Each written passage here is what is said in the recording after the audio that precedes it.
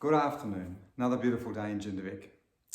I just wanted to say that the last 35 years working in clinics and hospitals and working with people, listening to their stories about their life and things that have troubled them and why they find themselves in a position where they need medical assistance. I realise that there are a lot of people walking around who feel quite lost and abandoned, and they're not quite sure where they should be in life, where they belong. Often these people don't really know the dynamics of unconditional love or empathy. And invariably, they've all had difficulty in their childhood with their parents or the people that have nurtured them in some way, who they feel have, although they may have looked after them and done what they could do for them, they haven't been able to teach them how to love and how to respond to other people in a compassionate way.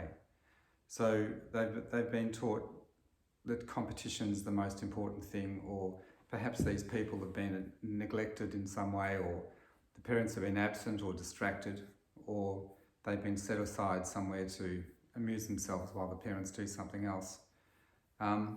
And I'm not talking just the occasional time, I'm talking as a pattern in their life.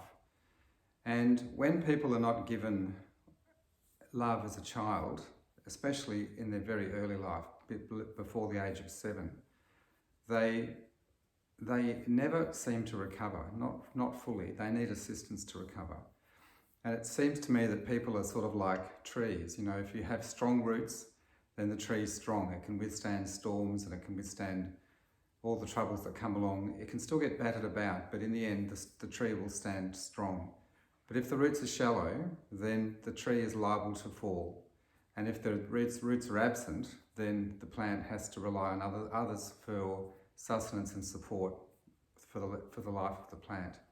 And people are just the same. So if we have very strong roots, being taught strong values and strong the dynamics of love and compassion by our parents, then it stands us in good stead for our whole life, and we can teach that to our children and to people around us.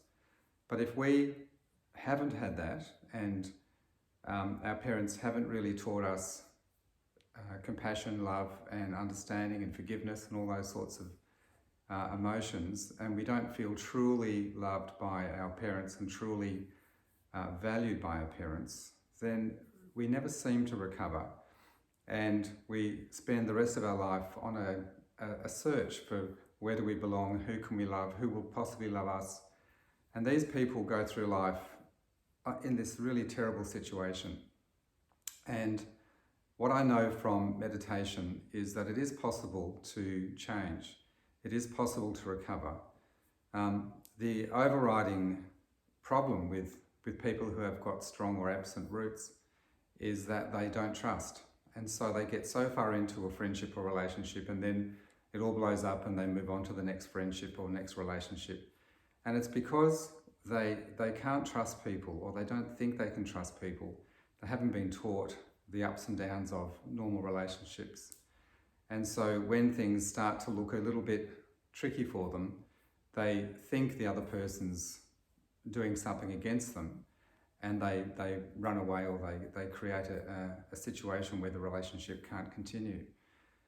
So what I do know is that it is possible to change. It is possible to learn to trust, but it must start with yourself, trusting yourself, knowing who you are, finding out who you are, finding out where you fit in the world, where you belong, finding out who you can help, and how you can change the lives of others in a real way. The other thing I do know is that when you've had strong roots, you've had a strong culture, a strong upbringing, then you go along and generally you can easily help the people around you. You can definitely help your family, your children. You can teach them the same values you were taught, and it ripples out. But when you've got poor roots and you learn how to conquer your trust issues, and you learn how to conquer learn how to unconditionally love somebody or use your compassion, then you can actually help thousands of people, because you've climb this mountain that is very difficult. Most people find it very difficult to do. But if you can do it, then you can really make a difference to many, many people's lives. So I would encourage anybody who feels lonely or lost or abandoned, or they don't know where they fit in, or they don't know where they belong, I would encourage them to persist with meditation and mindful thinking. Try to join a group if you haven't already joined a group, and just stick with it. And it will get tough when the situation gets to a point where you've learnt enough for it to push buttons that you don't normally feel comfortable in. Just persist, because if you do that, you'll win in the end, and you'll be able to help lots and lots of people.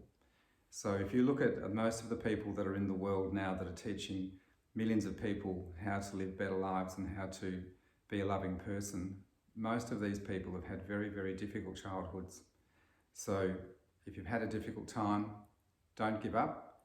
Do some meditation, do some mindful thinking, look around to see who you can help and help them without condition.